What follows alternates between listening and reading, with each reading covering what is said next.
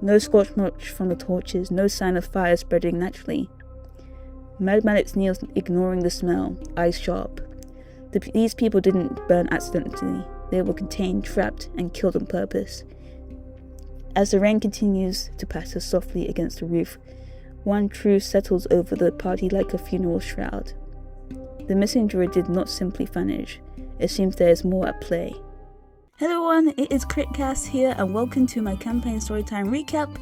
I just want to say thank you so much for the support on the previous video. It means a lot, guys, and my heart goes out to you. If you enjoyed this one, please leave a like and subscribe and comment down below as it helps the channel grow. Alright, let's begin. Inside the barn, Brother Burt and Magmalex force their attention back to the body, pushing past the smell and the weight pressing on the chest. Outside, Zadil sits with her back to the barn, staring at nothing in particular. She swallows hard, trying to slow her breathing. Noticing her distress, Wrendore quietly steps outside as well. He doesn't touch her, doesn't pry. He just sits nearby, a silent presence. Inside, Magmalex kneels, claws carefully lifting a charred limb. These burns don't match the timeline, he mutters. They were dead before the fire. Brother Burt murmurs a prayer as his fingers glow faintly with divine insight. His expression darkens.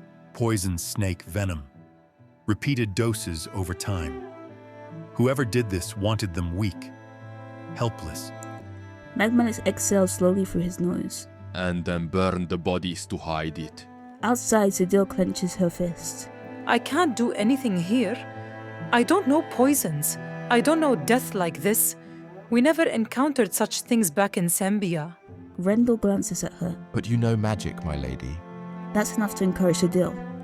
She closes her eyes and reaches outwards, letting the current of magic brush against her senses. The air feels bruised, scarred. As she pushes deeper, something snaps into focus. A symbol. Sharp lines, cold intent. Her eyes fly open as the image burns into her mind, startling Wrendore. She calls the others out and kneels in the dirt, sketching a symbol with shaking fingers.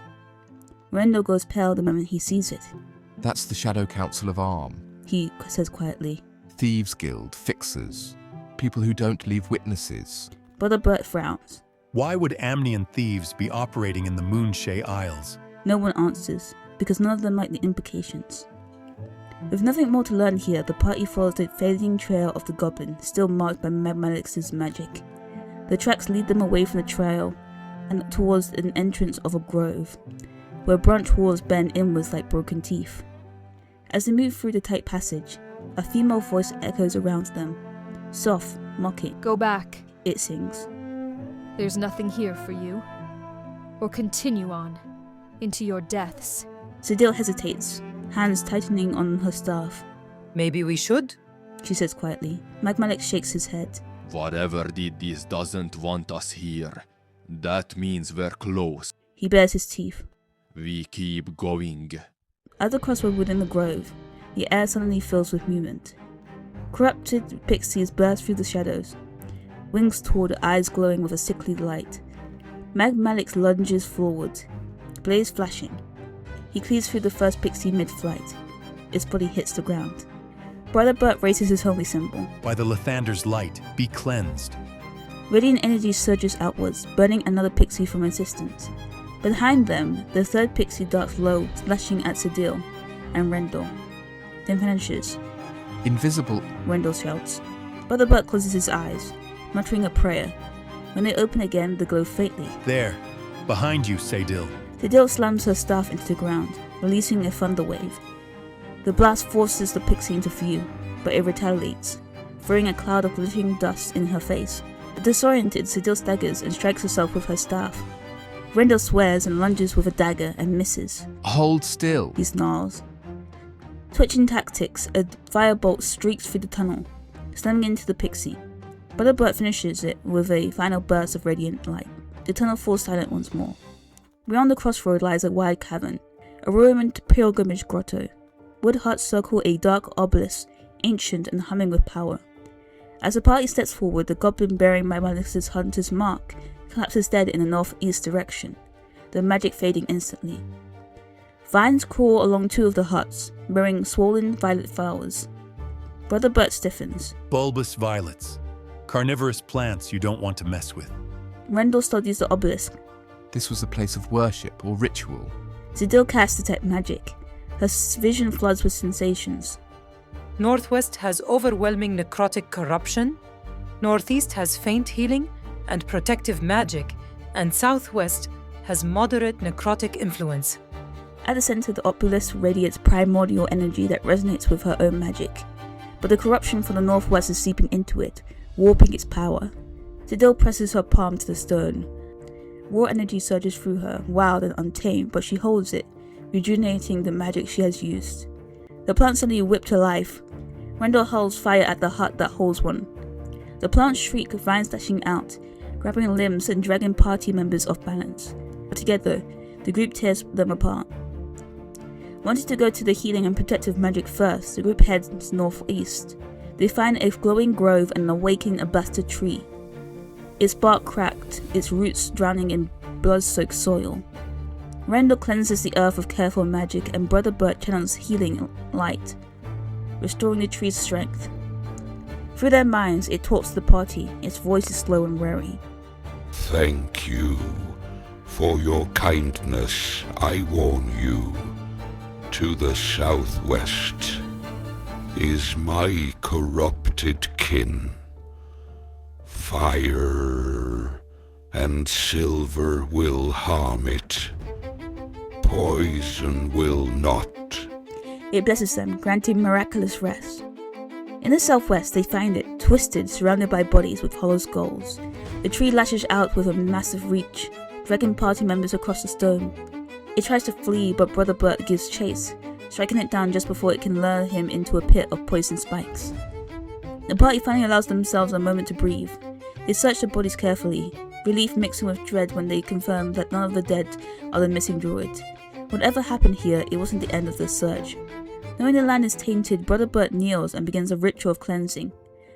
Soft dawnlight spills from his holy symbol as he murmurs a prayer to Lathander, asking for warmth, renewal, and forgiveness for what this place has endured.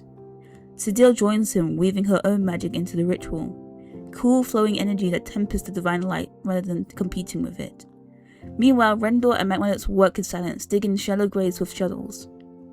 The earth is heavy and unwilling as it resents being disturbed, but eventually they lay the bodies to rest. When the ritual ends, the air feels lighter and healed, no longer screaming. With no more they can do here, the party returns to the central chamber. One path remains unexplored. They turn towards the northwest, where the corruption is strongest, and step forward to find a tree skinner standing guard before a dark fey portal. Its energy coiling as it's near completion. Whatever waits beyond is almost ready to cross over as black tentacles lash out. They try to reason with the tree skinner. She wails with a stolen daughter. They came laughing, singing as they dragged her away. The gadabouts, thieves wrapped in smiles and music. They stole her from this grove while I slept beneath the roots. I felt the bond snap, like a branch torn from my heart. Wrendore's eyes narrow. He notices as she keeps talking, the portal grows more unstable, as the Shadowfell corrupts it more. She's buying time. The portal flares and combat erupts. Brother Burt unleashes a wave of radiant light, scorching both the creature and the portal. The portal Shadowfell energies recoils as Zadil hurls a freezing chromatic orb, and Magmalix and Wrendore press the attack. The tree skinner screams, as sunlight barks splitting under strain, and the ground explodes. Razor-sharp wooden spikes stare upwards from the earth in a violent surge. Before anyone can react, thick fallen vines snap around Wrendore's limbs and torso. Wrendore! Zadil screams. He yanks off his feet and drags screaming across the spikes. Blood streaking the stones as thorns rip through armor and flesh alike. The vines release him only when his body goes limp, collapsing in the gore-stained earth, unconscious and unmoving. Zadil doesn't hesitate. Ignoring the tearing spikes beneath her feet, she runs, then leaps, crashing into the blood-soaked ground beside Wrendore. Thorns tear at her boots and roads as she drops to her knees, pressing a glowing hand to his chest. Stay with me, she snarls through clenched teeth. Blue light pours from her palm as she channels lay on hands, dragging him back from the brink. The moment his breath steadies, Zadil raises in one fluid motion, eyes blazing. She turns, fury written across her face, unleashing a devastating spell, raw magic screaming from her grasp. Enraged, the tree schooner grabs Brother Burt and hurls him across the chamber. He slams into the wall and goes limp. Magmalix rushes to him, forcing a potion down his throat. Burt groans awake I'm going to feel that tomorrow. as his back aches. They finally strike the creature down. The Magmalix shouts, It's regenerating. Without hesitation, Wrendore hurls Akuma's fire as Magmalix pins the creature in place. Flames consumes it completely. Zadil faces the portal, breath unsteady. Her mind races through spells and half-remembered teachings, everything she knows about the Fade Crossing and corrupted gates. She knows the truth immediately. She cannot close it, not with the power she has left. But Istishur teaches that water does not break its stone by force, it changes it. Zadil closes her eyes and begins to sing.